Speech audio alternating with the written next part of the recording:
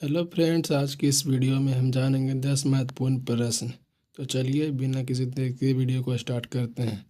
पहला है, कागजी नींबू उत्पादन में भारत का कौन सा राज्य प्रथम है? आपका ऑप्शन है ए उत्तर प्रदेश, बी आंध्र प्रदेश, सी महाराष्ट्र, डी मध्य प्रदेश। आपका सही जवाब होगा बी आंध्र प्रदेश। आइए इसके बारे में कुछ व्याख्या पढ़ते हैं। आंध्र प्रदेश नींबू उत्पादन में अग्रणी है। यहाँ की मिट्टी और जलवायु नींबू के लिए अनुकूल है। भारत विश्व में नींबू उत्पादन में अग्रणी देशों में है। आपका दूसरा प्रश्न है, 1857 के विद्रोह में झांसी की रानी लक्ष्मीबाई कहाँ शहीद हुई? आपके ऑप्शन है ए ग्वालियर, बी कानपुर, सी झांसी, डी कालपी। आपका सही जवाब होगा ए ग्वालियर।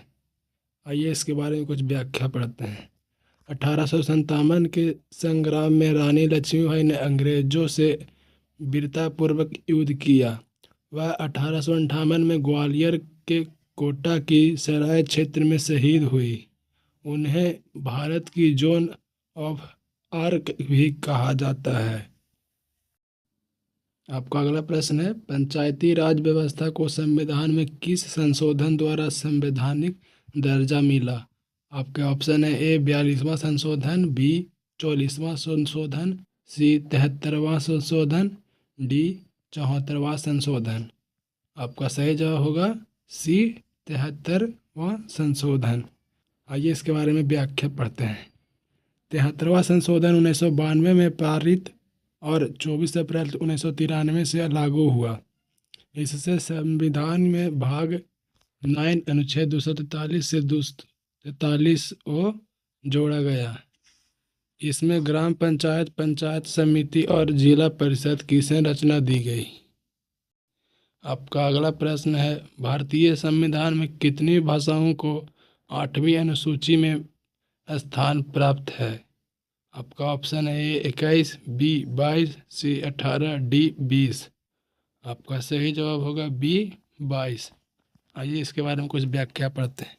संविधान की 8वीं अनुसूची में प्रारंभ में 14 भाषाएं थी। बाद में संशोधनों द्वारा कुल भाषाएं 22 हुई। नवीनतम भाषा बोडो, डोगरी, मैथिली, संथाली। 92वां संशोधन 2003। आपका अगला प्रश्न है, संपत्ति का अधिकार को मौलिक अधिकार से हटाकर विधिक अधिकार कब बनाया गया? आपके ऑप्शन है ए 1976, बी 1977, सी 1978, डी 1982।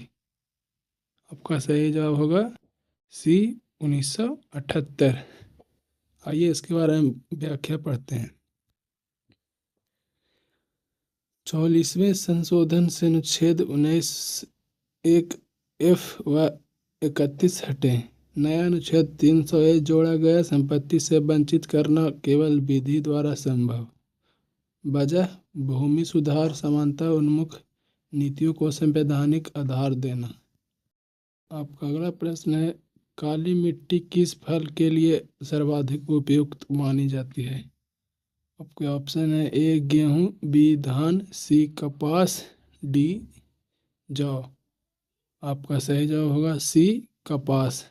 आइए इसके बारे में कुछ व्याख्या पढ़ते हैं। जल धारण क्षमता अधिक, कैल्शियम कार्बोनेट, मैग्नीशियम युक्त। दक्कन ट्रैप क्षेत्र महाराष्ट्र, मध्य प्रदेश, गुजरात, तेलंगाना। आपका अगला प्रश्न है, केवाला देव राष्ट्रीय उद्यान भरतपुर किसके लिए प्रसिद्ध है? आपका ऑप्शन ए बाघ, बी एक सींगे गैंडे, सी प्रवासी पक्षी, डी एशियाई शेर। आपका सही जवाब होगा सी प्रवासी पक्षी। आइए इसके बारे में कुछ व्याख्या पढ़ते हैं। राजस्थान के भरतपुर में यूनेस्को विश्व धरोहर स्थल।